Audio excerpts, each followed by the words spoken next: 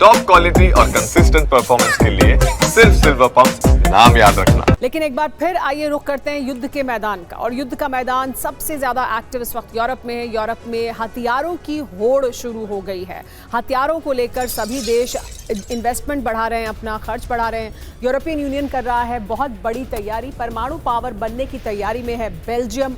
परमाणु रिएक्टर के लिए ले सकता है बड़ा फैसला, यानी परमाणु रिएक्टर बनाने को लेकर एक बड़ा फैसला बेल्जियम द्वारा लिया जा सकता है, क्योंकि वो परमाणु पावर बनने की तैयारी कर रहा है। यूरोप में हथियारों की एक होड़ इस वक्त है जो शुरू हो चुकी है। लेकिन यूरोप में एटमी हथियारों की होड़ क्यों है, इसे भी समझिए। पुतिन का न्यूक्लियर प्लान क्या है, पहले उसे समझना जरूरी है। रूस ने न्यूक्लियर मिसाइल बेस का तेजी से विस्तार किया है। नेटो और यूरोप से टक्कर के लिए रूस का ये काउंटर प्लान है। व्हाइट सी से लेके लगे हुए नेनोन्स्का पर परमाणु हथियार बेस मौजूद है। फुटबॉल ग्राउंड जैसी 3 न्यूक्लियर फैसिलिटी मौजूद है, यानी इतनी बड़ी, जितना बड़ा एक फुटबॉल ग्राउंड होता है, इस तरह की 3 फैसिलिटी हैं। नेनोन्स्का में 2 missile container, 1 missile launch pad भी मौजूद है। रूस के खिलाफ यूरोप में लेकिन बहुत बड़ी तैयारी की जा रही है। ड्रोन के लिए 1 बिलियन यूरो खर्च करेगा नॉर्वे, बेल्जियम, नॉर्वे, हर देश अपनी अपनी ताकत को बढ़ा रहा है। यूक्रेनी कंपनी से ड्रोन खरीदने को लेकर समझौता हुआ है नॉर्वे का। तो देखिए किस तरह से बेल्जियम परमाणु ताकत बढ़ा रहा है, तो नॉर्वे ड्रोन पर 1 बिलियन यूरो खर्च करेगा और इसको लेकर यूक्रेनी कंपनी से ड्रोन खरीदने को लेकर ये अहम समझौता नॉर्वे का हुआ है।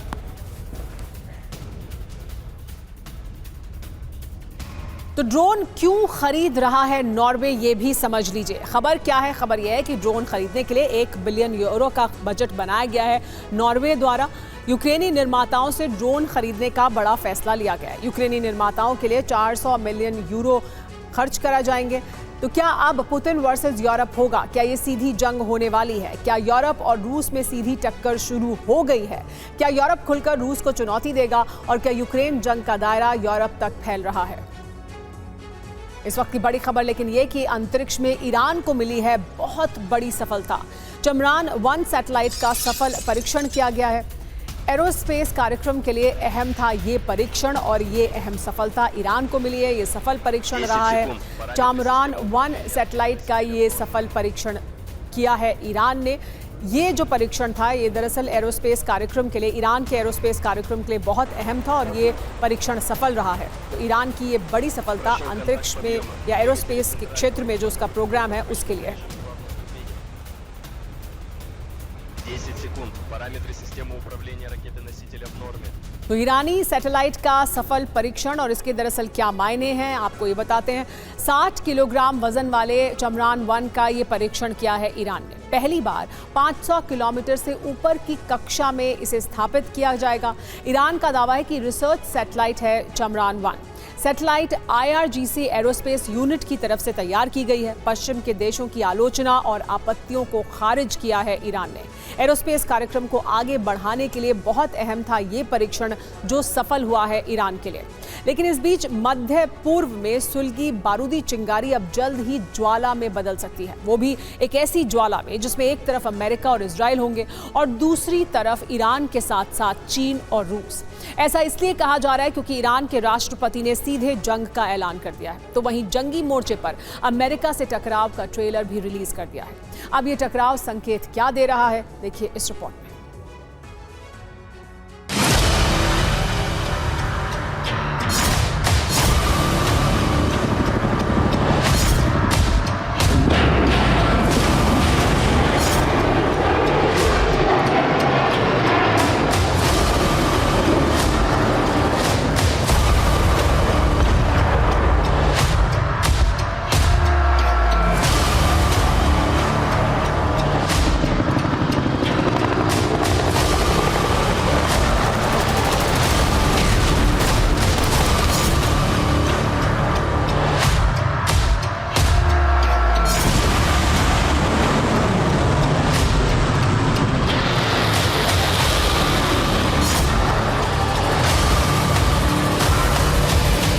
अमेरिका और इजराइल के अलायंस ने ईरान के लिए जिस संकट को खड़ा किया है, उस संकट को टालने के लिए ईरान ने अब ऐसे कदम उठाने की तैयारी कर ली है जो इजराइल की वॉर स्ट्रैटेजी का तोड़ बन सकती है।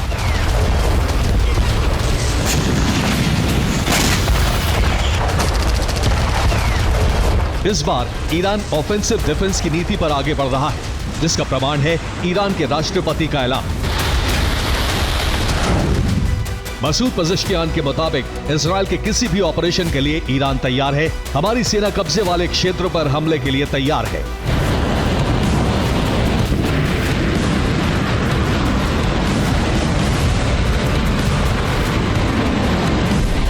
दरअसल ये इजराइल और अमेरिका के लिए सीधी चेतावनी है, जिसमें इजराइल पर हमले की तैयारी का दावा है।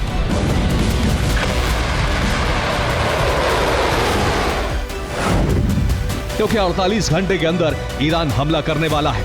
क्या ईरान अब इजराइल के खिलाफ युद्ध छेड़ेगा? क्या ईरान ने यूएस से मुकाबले की तैयारी कर ली है? इन सवालों का जवाब हाल ही में ईरान की तरफ से महसूस हुई हलचल देते हैं। वो हलचल जिसे युद्ध का ट्रेलर भी कहा जा सकता है।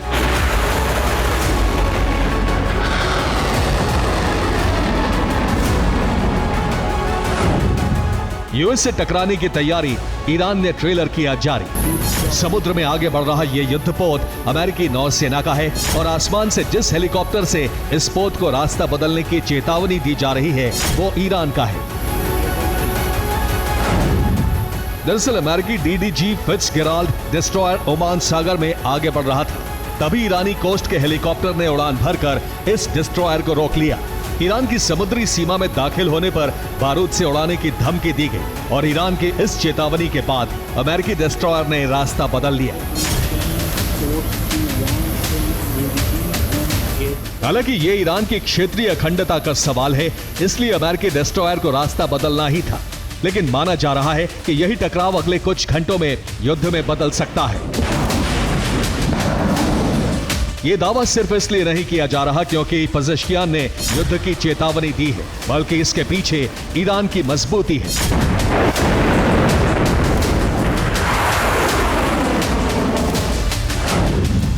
दावे के तहत रूस और चीन ने ईरान को पूरा समर्थन दे दिया है। रूस और चीन परमाणु मुद्दे पर ईरान के साथ खुलकर आ गए हैं और इस समर्थन की वजह है रूस, चीन और ईरान पर लगे प्रतिबंध।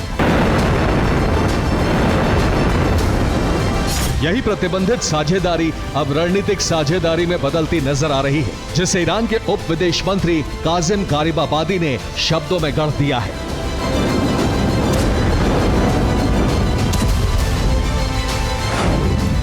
उनके मुताबिक चीन और रूस के साथ ईरान के अच्छे संबंध हैं। इन संबंधों को रणनीतिक संबंध कहा जा सकता है। रूस के साथ ईरान की रणनीतिक साझेदारी संधि भी है। ये बयान बताता है कि अब रूस और चीन ने ईरान के हौसलों को नई उड़ान दे दी है। यानी ईरान अगर अब युद्ध में उतरता है तो वो अकेला नहीं होगा, बल्कि रूस और चीन भी उसके साथ होंगे, जिससे प्रामाणिकता देता है ईरान का IAEA के लिए जारी बयान, जिसमें कहा गया है कि ईरान IAEA की तकनीकी टीम के दौरे पर सहमत है। हम नए तौर तरीकों पर IAEA की टीम को वार्ता के लिए आने दे सकते हैं, लेकिन ईरान IAEA की टीम को परमाणु स्थलों पर जाने नहीं देगा।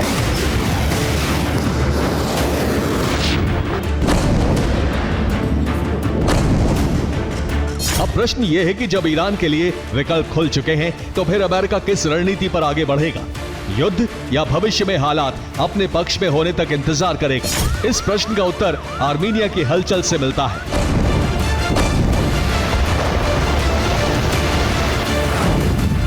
आर्मीनिया ने अपने एक क्षेत्र को अमेरिकी नियंत्रण में देने की तैयारी कर ली है। इस क्षेत्र में अजरबैजान तक एक कॉरिडोर का निर्माण किया जाएगा ताकि दक्षिण आर्मीनिया से अजरबैजान के नखचिवन क्षेत्र जुड़ जाएं और टकराव को टालने के लिए यहां 1000 PMC के सैनिकों की तैनाती भी होगी।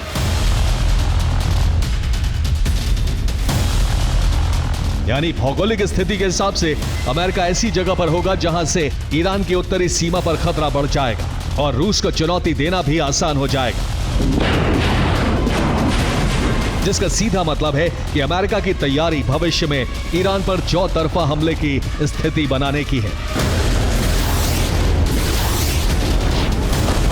Bureau report, TV9 Bharat.